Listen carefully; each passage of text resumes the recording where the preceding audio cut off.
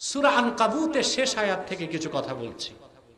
আল্লাহ তাআলা বলেন, ওয়াল্লাযীনা জাহাদু ফীনা লানাহদিয়ান্নাহুম সুবুলানা ওয়া ইন্নাল্লাহা লামাআল মুহসিনিন।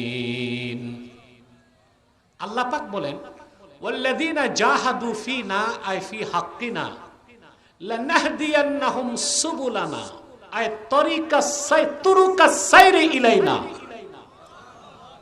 আল্লাহ পাক বলেন, আমার মুমিন বান্দাদের মধ্যে যারা আমি আল্লাহর হকে আমাকে পেতে আমার সন্তুষ্টির জন্য সংগ্রাম করে, সাধনা করে, মুজাহাদা করে, আমি আল্লাহ আমার কাছে পৌঁছার সকল পথ তাদেরকে দেখায় দেব।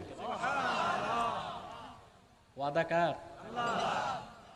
ওয়া ইন্নাল্লাহা লামাআল মুহসিনিন। এই মুজাহাদার মাধ্যমে যারা সফল হয়ে যাবে তাদের বিশেষ নাম কোরআনে দেওয়া হয়েছে মুহসিন। কি নাম? আল্লাহ বলেন, নিশ্চয়ই মুহসিন বান্দাদের সাথে আল্লাহ আছেন। কথা বুঝে না? মুহসিন বান্দাদের সাথে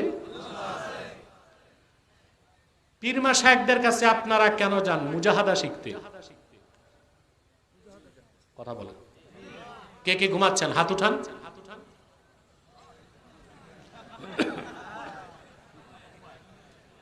এই ধরনের বেতাল মানুষটিয়া জিহাদে গেলে তো শহীদ হবে না, আত্মহত্যা করবে। কি করবে? আত্মহত্যা করবে না? কথা বুঝে না। পীর মাশায়েখের কাছে কেন যান? কি শিখতে? মুজাহাদা। আর মুজাহাদা তো বুঝেন না আপনারা। আমাদের দেশে যারা পীরি মুরিদি করে তারা মুজাহাদা বলতে বুঝে নোংরা জুব্বা পরবে, ছিদ্রযুক্ত টুপি, প্লাস্টিকের জুতা, গোশত খাবে না, খিচুড়ি খাবে, স্প্রিংয়ের খাটে ঘুমাবে না, তক্তায় ঘুমাবে। এটারে বুঝে কি? কথা বলেন। বুঝেন নাই? সাধ্য আছে গোশত খাওয়ার, খাবে না, খাবে কি? খিচুড়ি।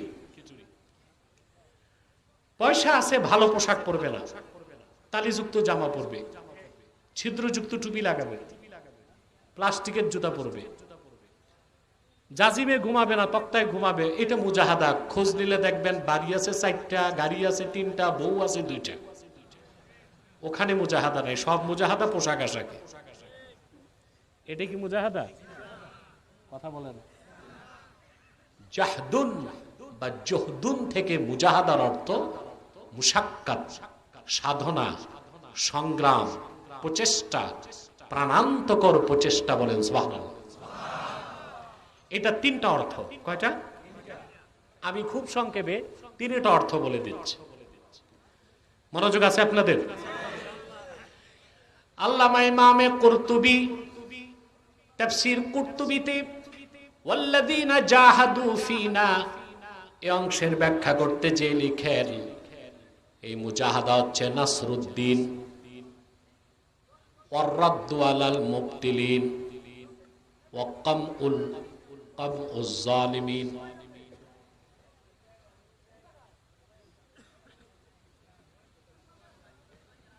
মুজাহাদা কি? প্রথম হচ্ছে নাসরুদ্দিন, দিনকে সাহায্য করা, দিনকে। 2 নাম্বার হচ্ছে ওয়াররাদ্দু আলাল মুবতিলিন, কাফের মুশরিক বেঈমানদেরকে দলিল প্রমাণ বুদ্ধি প্রজ্ঞা দিয়ে পরাজিত করা। কাফের মুশরিককে কি করা? কি দিয়ে?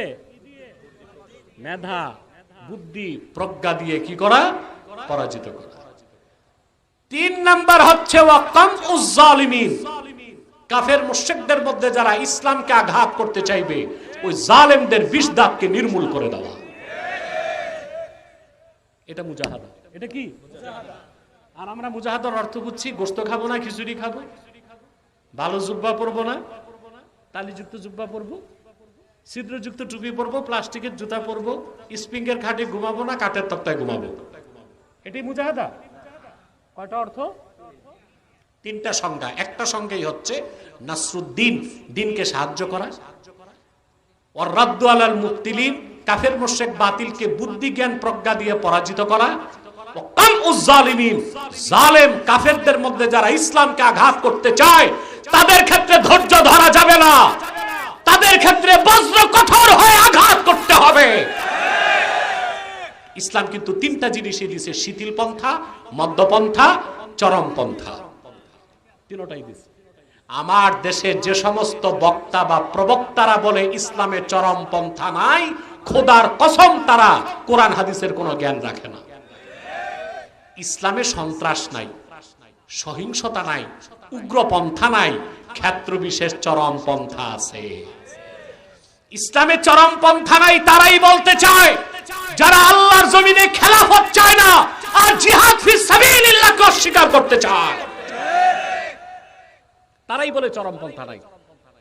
কোরআন শরীফের আয়াতের অপব্যাখ্যা করে বলে আল্লাহ বলেন ওয়াকাযালিকা জাআলনাকুম উম্মাতাও ওয়াসাতা, আমি তোমাদেরকে মধ্যপন্থী উম্মত বানাইছি। এটা কোনো তরজমায় নাই, এটা মন গড়া ব্যাখ্যা। সবগুলো তাফসীরে আসছে ওয়াকাযালিকা জাআলনাকুম উম্মাতাও ওয়াসাতা আই খিয়ারাও ওয়া আদলা। আল্লাহ বলেছেন মুহাম্মদ সাল্লাল্লাহু আলাইহি ওয়াসাল্লামের উম্মত, তোমাদেরকে আমি শ্রেষ্ঠ উম্মত, ন্যায়পরায়ণ উম্মত বানাইছি।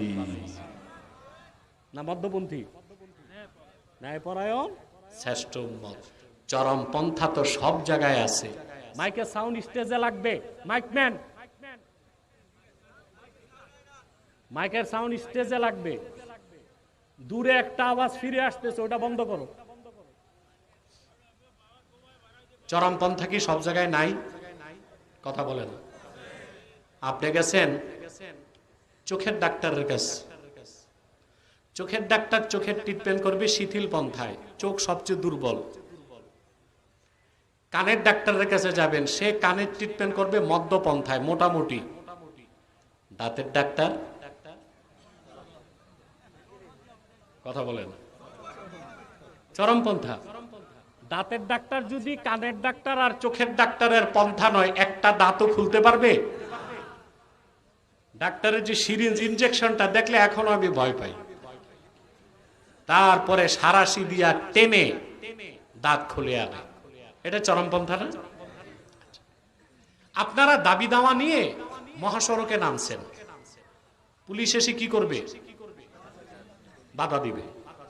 প্রথম বাধা হচ্ছে শিথিল পন্থা, পুলিশ ব্যারিকেড দিবে, বলবে যে ব্যারিকেড পার হবেন না। জনগণ ব্যারিকেড ভেঙে ফেলছে, পুলিশ তখন মধ্যপন্থায় যাবে, লাঠি চার্জ। দেখা গেল পুলিশ ও জনগণ সমান সমান, পুলিশ তখন যাবে চরম পন্থায়, বুলেট মারবে। কথা বলেন। পুলিশের এই চরম পন্থাকে কোন গাঁজাখোর পাগল সন্ত্রাস বলবে? কথা বলেন।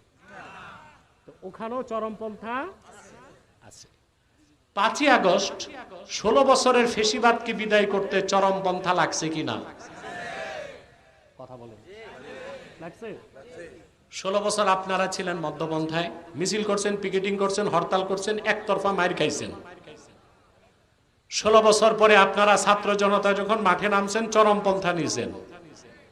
একদিকে বুলেট, আরেকদিকে ইট পাটকেল, হয়েছে তো? কথা বলেন। চরম পন্থা ধরলেন, ফেসিবাদ থেকে দেশ মুক্ত হয়ে গেল। চরম পন্থা লাগছে। তাহলে সকল জায়গায় চরমপন্থা বৈধ, শুধু ইসলামের স্বার্থে চরমপন্থা সন্ত্রাস হয়, এই ভাওতাবাজি আর বাংলাদেশে চলবে না। চলবে?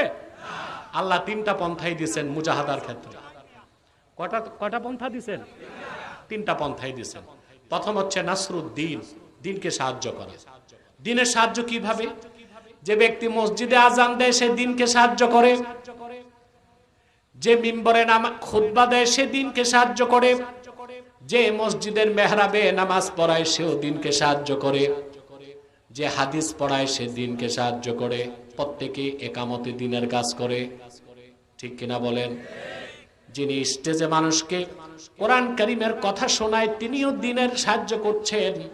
আবার যিনি তরিকত তাসাউফের মাধ্যমে মানুষের আত্মশুদ্ধির ব্যবস্থা করছেন তিনিও দিনকে সাহায্য করছেন। চূড়ান্ত পর্যায়ে যিনি জান এবং মাল নিয়ে ময়দানে জিহাদে ঝাঁপায় পড়েন তিনি আল্লাহর দ্বীনকে সবচেয়ে বেশি সাহায্য করেন। প্রত্যেকেই দ্বীনকে সাহায্য করে। কি করে? সুবহানাল্লাহ।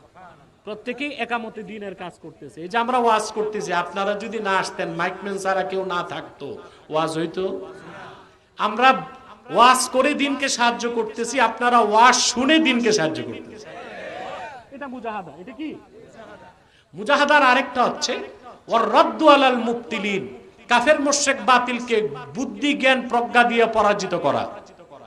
এজন্য কাফের মুশরিকদের সাথে আমাদের ডিবেট করতে হয়, বাহাস করতে হয়। আপনারা তো বাংলাদেশে কাফের মুশরিক নাস্তিকদের সাথে আমার অনেকগুলো বাহাস দেখছেন, আলহামদুলিল্লাহ বলেন। এই ক্ষেত্রে আমি জিরো টলারেন্স, কে বসছে তা আমি দেখি না। দিনের শত্রু যেই হোক তাকে আমি, সে যদি ইট মারে আমি তারে পাহাড় ছুঁড়ে মারি।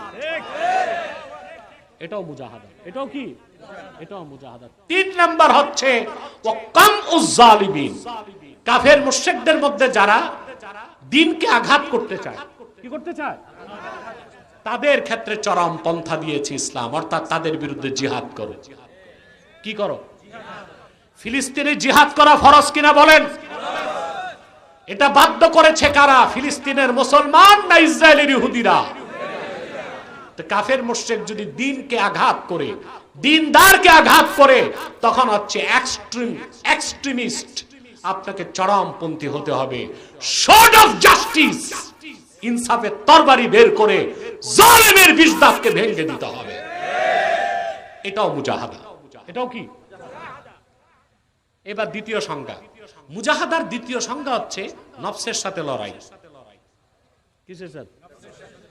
যত নাপাক কাজ, হারাম কাজ, বদমাশি, চুরি, চামারি, লুটপাট, ধোঁকাবাজি, গীবত, শেকায়েত, পাল্লায় ওজনে কম দেয়া, মাতবুরি করে ঘুষ খাওয়া, আরেকজনের ক্ষেত ধাক্কা ধাক্কি করা, এই সব কাজ করতে চায় নফস। এই সব কাজ থেকে আপনি বিরত থাকবেন নফসের সাথে লড়াই করে, এটা মুজাহাদা। এটা কি?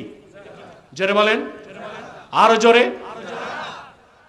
আল্লাহ রাব্বুল আলামিন বলেন, ফাম্মা মান খাফা মাকামা রাব্বিহি ওয়া নাহান নাফসা আনিল হাওয়া ফাইনাল জান্নাতা হিয়াল মাওয়া।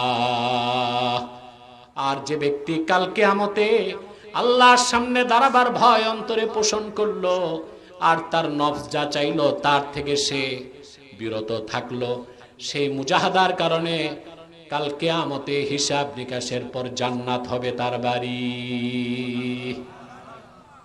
মুজাহাদার কয়টা অর্থ শিখলেন? 2টা। এবার 3 নাম্বার, মুজাহাদার চূড়ান্ত সংজ্ঞা। এরপরে আর কোনো সংজ্ঞা, কান পেতে শোনেন। এতক্ষণ যা বলছি ভুলে গেল আমার আফসোস নাই, এখন যেটা বলবো এটা হৃদয়ে লিখে ফেলতে হবে। বলবো? প্রস্তুত?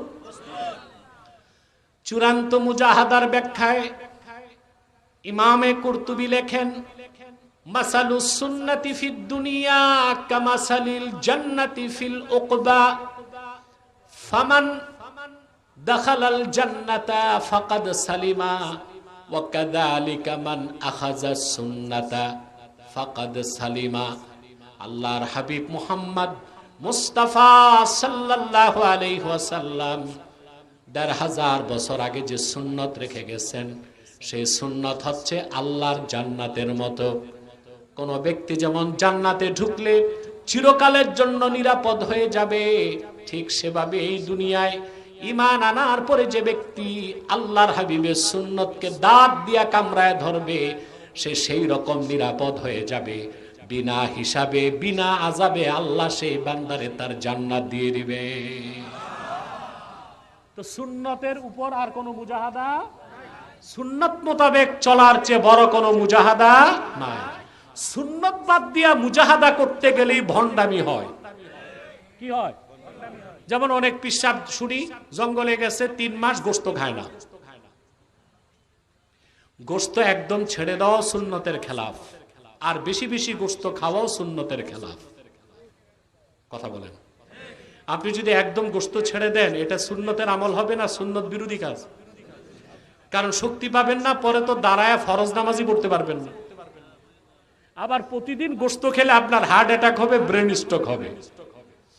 হাদিস শরীফে এসেছে, আল্লাহর হাবিব সাল্লাল্লাহু আলাইহি ওয়াসাল্লাম ইরশাদ করেছেন, খায়রুত তাআমি ফিদ দুনিয়া ওয়াল আখিরাতিল লাহমু। দুনিয়া আখিরাতের সর্বোত্তম খাদ্যের নাম গোশত। এজন্য গোশত খাওয়া কি? কথা বলেন। কিন্তু ডেলি খাওয়া কি? বেদাত। কথা বলেন। তো একদম ছেড়ে দেওয়াও বেদাত। আর ডেলি খাওয়াও সুন্নত। কি একটু একটু মাঝে মধ্যে খাওয়া, সুবহানাল্লাহ বলবেন না? ডেলি যদি গোশত খান তো হবে কি? ইমাম শাফি বলেছেন ইন্নাল লাহমা ইউসাক্কিলুল কলবা, প্রচুর গোশত খেলে এটা অন্তরকে শক্ত করে দেয়। তখন আল্লাহর ভালোবাসায়, তার হাবিবের ভালোবাসায়, আখিরাতের চিন্তায় চোখে আর পানি আসে না। তাহলে সুন্নত মোতাবেক চলার চেয়ে বড় কোনো মুজাহাদা। বাংলাদেশে অধিকাংশ পীর সাহেব অনেক ধনী, এটা জানেন? কথা বলেন। অনেক ধনী, বাড়ি গাড়ির অভাব নেই, কিন্তু ওনাদের পোশাক আশাক দেখবেন খুব কম দামি। কারণ একটা রীতি হয়ে আসছে যে এটা মুজাহাদা। না, আল্লাহ যদি নিয়ামত হিসেবে দেন দামি পোশাক পরা সুন্নত, আর যদি আল্লাহ না দেন তখন তালিযুক্ত পোশাক পরা সুন্নত। সুবহানাল্লাহ বলবেন? তাহলে সুন্নতের বাইরে কোনো মুজাহাদা। অনেক দামি পোশাক, আপনি যদি কয়েক লক্ষ টাকা দামের জুব্বা পরেন এটাও সুন্নত হবে, আল্লাহর নিয়ামতের প্রকাশ। আবার আপনার নাই, আফসোস করতে পারবেন না, রদা বিল কাজা। সুবহানাল্লাহ, রেদা বিল কাজা, আল্লাহ যেমনে রাখছেন আপনি খুশি, এটা মেনে নেওয়াও সুন্নাত। রাসূলুল্লাহ সাল্লাল্লাহু আলাইহি সাল্লাম কত দামি জুব্বা পরেছেন, আমি একটা হাদিস শোনাচ্ছি। ইমামে বাগাবী তাফসীর বাগাবীতে লেখেন, নকল করেছেন, খারাজা রাসূলুল্লাহ সাল্লাল্লাহু আলাইহি ওয়াসাল্লাম ইয়াওমান ওয়া আলাইহি জুব্বাউন কিমাতুহু 4000 দিরহাম। সাহাবী বলেন, আল্লাহর রাসূল সাল্লাল্লাহু আলাইহি সাল্লাম একদিন সাহাবায়ে কেরামের সামনে উপস্থিত হলেন। ওনার নূরের জিসিম মোবারকে যে জুব্বাটা ছিল 1500 বছর আগে, সেই জুব্বার দাম ছিল 4000 দিরহাম। কত দিরহাম? 1500 বছর পরে কত লক্ষ টাকা হতে পারে আপনি চিন্তা করে দেখেন। হাদিসের ব্যাখ্যা আসছে ওই যুগের কোন এক বাদশা রাসূলুল্লাহর খেদমতে ওই জুব্বাটা হাদিয়া করেছিল। তা আল্লাহর পক্ষ থেকে যে আল্লাহর কোন বান্দা পাঠাইছেন, হাদিয়াটা গ্রহণ করে আল্লাহর নিয়ামতের প্রকাশ করার জন্য রাসূলুল্লাহ সাল্লাল্লাহু আলাইহি সাল্লাম জুব্বা মোবারকটা পরেছিলেন। তাহলে যার সাধ্য আছে দামি জুব্বা পরা কি, আর যার সাধ্য আল্লাহ দেন নাই তালিযুক্ত পরা কি? তাহলে মুজাহাদা বুঝতেছেন? কথা বলে হ্যাঁ, মনু বুঝো কথা, মোর হইছে নাকি? হ্যাঁ, মোর কথা হইছে বরিশালের মতো। মাশাআল্লাহ, আমার মাদ্রাসায় বরিশালের ছাত্র, নোয়াখালীর ছাত্র আর সিলেটের ছাত্রদের আমি খুব ত্যাক্ত করি। ওদের ভাষা বলি, ওরা একটু লজ্জা পায়, পরে মনে করে হুজুর একটু মজা করতেছে, করুক। তো বুঝতেছেন তো? তাহলে মুজাহাদা কি? সুন্নত তরিকায় চলা। এই সুন্নতের অনুসরণটা কোথায় করবেন? শুধু নামাজ, রোজা, হজ, যাকাতে না, জীবনের সকল ক্ষেত্রে। বাংলাদেশে আমাদের ব্যর্থতা। 53 বছর হয়েছে দেশ স্বাধীন হয়েছে, আজও বিজাতিদের তন্ত্রমন্ত্রে দেশ চলছে। কোরআন সুন্নাহর আইনে আমরা দেশ গড়তে পারি না। কিয়ামত তক সংস্কার করলেও মানব রচিত তন্ত্র মন্ত্র দিয়ে বাংলাদেশকে ঠিক জায়গায় আনা যাবে না। যাবে? একে তো সুন্নত তরিকায় করতে পারি নাই, আবার সংস্কারের নামে এখন কোরআন সুন্নাহ বিরোধী আইন হতে চলছে। শুনছেন আপনারা? শোনেন নাই? আমি শোনাই দিচ্ছি। আপনাদের প্রধান উপদেষ্টার ভেরিফাইড পেজে গতকাল একটা পোস্ট এসেছে। Women's Affairs Reform Commission submitted its report to Chief Advisor Professor Yunus at the guest house Jamuna on Saturday. এটা ডক্টর ইউনুসের ভেরিফাইড ফেসবুকে এসেছে। নারী বিষয়ক সংস্কার কমিশন, দেশে সংস্কার হচ্ছে না, কথা বলেন। এই সংস্কারে নারী বিষয়ক একটা কমিশন করা হয়েছে, তারা নারীদের আইন সংস্কার করবে। কমিশনে যেই পুরুষ আর মহিলাদেরকে রাখা হয়েছে, এদের দেখলে বোঝা যায় না এগুলো আসলে পুরুষ না আসলে মহিলা, বুঝার কোনো উপায় নেই। এরা 318 পৃষ্ঠার সুপারিশ করছে সরকারকে। এর মধ্যে সবচেয়ে জঘন্য সুপারিশ হচ্ছে, তারা সরকারকে বলেছে বিবাহ আর তালাকের ক্ষেত্রে নারী পুরুষের সমান অধিকার চাই। অর্থাৎ পুরুষ তালাক দিবে তা না, নারীও মন চাইলে তালাক দিবে। এটা কি কোরআন সুন্নাহ বিরোধী আইন কিনা বলেন? কথা বলেন। এরপর তারা সুপারিশ করেছে মহিলাদেরকে পুরুষ যদি তালাক দেয় মোহর ছাড়াও অতিরিক্ত জরিমানা দিতে হবে। তা আমাদের প্রশ্ন, মহিলা যদি পুরুষকে তালাক দেয় কত জরিমানা দিতে হবে? সেটা উল্লেখ নাই, কথা বলে না। সেখানে তারা ট্রান্সজেন্ডার, যেটা একটা বেহায়াপনা, বেশ্যাপনা, বদমাশি, পশ্চিমাদের চাপিয়ে দেওয়া ট্রান্সজেন্ডার, পুরুষ মহিলা হয়, মহিলা পুরুষ হয়, পুরুষে পুরুষে বিয়ে হয়, এইরকম বদমাশি ও বেলেল্লাপনা পূর্ণ আইনকেও করতে বলেছে। আমার মনে হয় ইউনূস সাহেব পুরাটা না দেখে মন্ত্রণালয়কে বলেছে কার্যক্রম চালু করতে। সাবধান করে দিচ্ছি বাংলাদেশের বর্তমান সরকারকে, 5ই আগস্টে কোন একটি দল ফ্যাসিবাদের বিরুদ্ধে লড়াই করে নাই। মাদ্রাসা, কওমি মাদ্রাসার ছাত্ররা রক্ত দিয়েছে, আলিয়া মাদ্রাসার ছাত্ররা রক্ত দিয়েছে, হেফাজতের সন্তানরা, জামাতের সন্তানরা, বিএনপির সন্তানরা, সকল দলমতের মানুষ রক্ত দিয়েছে। এমন একটি বাংলাদেশ চায় যে দেশে মুসলমানদের অধিকার সংরক্ষিত হবে। আগে সরকার ভাগাইছেন কেন? তারা ইসলাম আর মুসলমানকে আঘাত করেছিল। এখনো যদি আপনারা সংস্কারের নামে আবার কোরআন সুন্নাহ বিরোধী আইন করতে চান, ক্ষমতায় থাকতে পারবেন না। কোরআন সুন্নাহ বিরোধী কোন আইন বাংলাদেশে চলবে না। এই দরবার থেকে স্পষ্ট ঘোষণা দিচ্ছি, নারী বিষয়ক সংস্কার কমিশনে নাস্তিক পুরুষ আর মহিলা, আমেরিকার ইহুদি ধনকুব জর্জ সরোসের পয়সা খেয়ে যারা বাংলাদেশে কোরআন সুন্নাহ বিরোধী আইনকে সংস্কারের নামে চাপাই দিতে চায়, এই ধরনের আগুন নিয়ে খেলার মতো সিদ্ধান্ত বর্তমান সরকারকে পরিহার করতে হবে। এবং আমার মনে হয় এই কমিশনে ভারতের রয়ের দালালরা আছে, এরকম পরিস্থিতি সৃষ্টি করবে যেন সরকার বেকায়দায় পড়ে। বর্তমান সরকারকে আমরা অনেক সুপারিশ করেছি, তারা গ্রহণ করছে। আমি বলেছিলাম 7 সিস্টারকে আলাদা করো, আপনারা দেখেছেন সরকার সিদ্ধান্ত নিয়েছে। আমি মমতা ব্যানার্জির বিরুদ্ধে বলেছিলাম ভারতের পররাষ্ট্রমন্ত্রীকে তলব করে ক্ষমা চাইতে হবে, পরের দিন সরকার ডেকে ক্ষমার ব্যবস্থা করেছে। আসুক চেয়ারে বসা।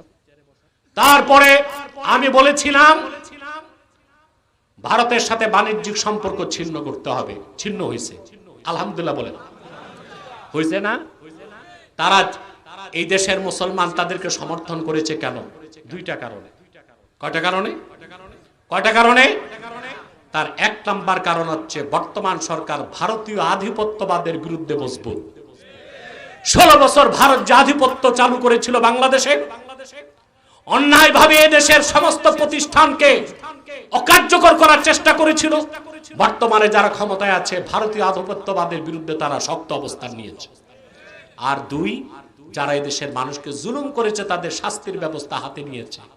এই জন্যই কিন্তু দলমত নির্বিশেষে সবাই তাদেরকে সমর্থন করে।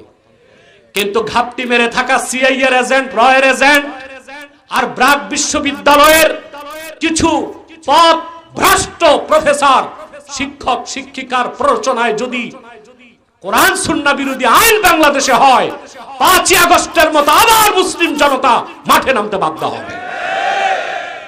কোরআন সুন্নাহ বিরোধী কোন আইন সংস্কারের নামে আমরা মেনে নিব না। রাজি আছেন? কারা কারা রাজি আছেন হাত তুলে দেখান।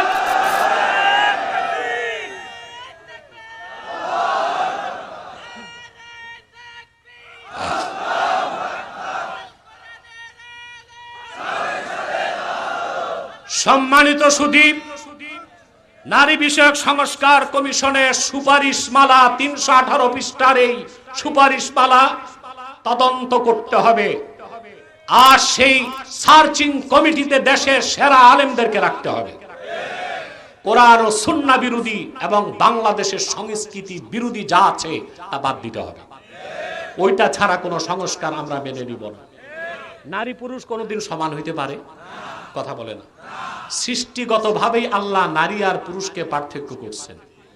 নারী পুরুষ যদি সব জায়গায় সমান অধিকার চাও, তো মহিলারা পেটে বাচ্চা নাই, পুরুষ এটা কেমনে করবে? কথা বলেন। আপনারা দেখছেন ডক্টর জাফরুল্লাহর সাথে আমার একটা ডিবেট, কথা বলেন। সেখানে আমি ফিজিক্যালি, সাইকোলজিক্যালি, সায়েন্টিফিকলি 25টা পার্থক্য দেখিয়েছি নারী আর পুরুষের মধ্যে। আল্লাহ সৃষ্টিগতভাবেই পার্থক্য রাখছেন, অতএব কোনদিন নারী আর পুরুষ সমান হইতে। বিজ্ঞান দেখেছে একজন প্রাপ্ত বয়স্ক পুরুষের মাথায় মগজের পরিমাণ 60 ড্রাম। এটা পানির ড্রাম না, আউন্সের মতো। কত ড্রাম? আর প্রাপ্ত বয়স্ক একজন নারীর মাথায় মগজের পরিমাণ মাত্র 40 ড্রাম। তো সৃষ্টিগত ভাবে তো 20 ড্রাম কম, মগজেই তো কম। কোনদিনও সে নারী আর পুরুষ সমান হতে পারে না। পারে?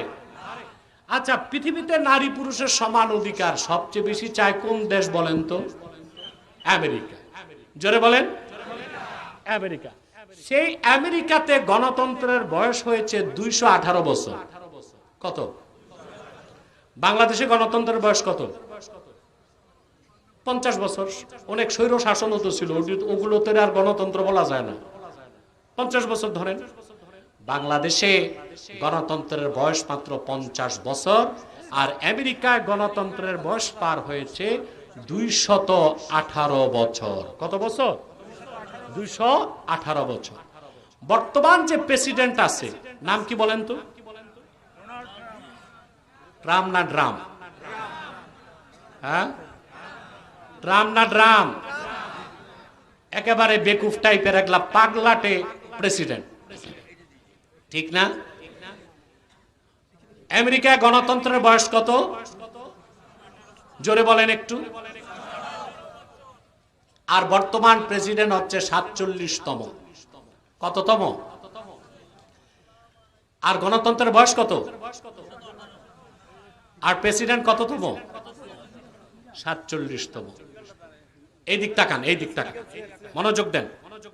আমেরিকার 218 বছরের গণতন্ত্রের ইতিহাসে 47 জন পুরুষকে প্রেসিডেন্ট বানানো হয়েছে, একজন মহিলাও প্রেসিডেন্ট হয় নাই।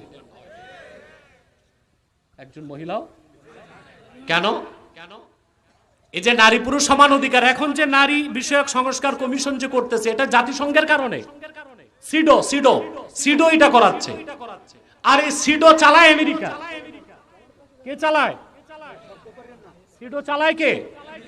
তো যে আমেরিকা সারা দুনিয়া নারী আর পুরুষের সমান অধিকার চায়, বাংলাদেশে চায়, সেই আমেরিকাতে 218 বছর হলো গণতন্ত্রের ইতিহাস। কত বছর? প্রেসিডেন্ট হয়েছে কয়জন? একজন মহিলাকেও তোমরা প্রেসিডেন্ট বানাইলা না কেন? কথা বলেন। আপনারা এবার বসেন না, একটু ধৈর্য ধরে আল্লাহর হস্তে বসে যান। 218 বছরে তারা 47 জনকে প্রেসিডেন্ট বানাইছে, একজন মহিলাকেও।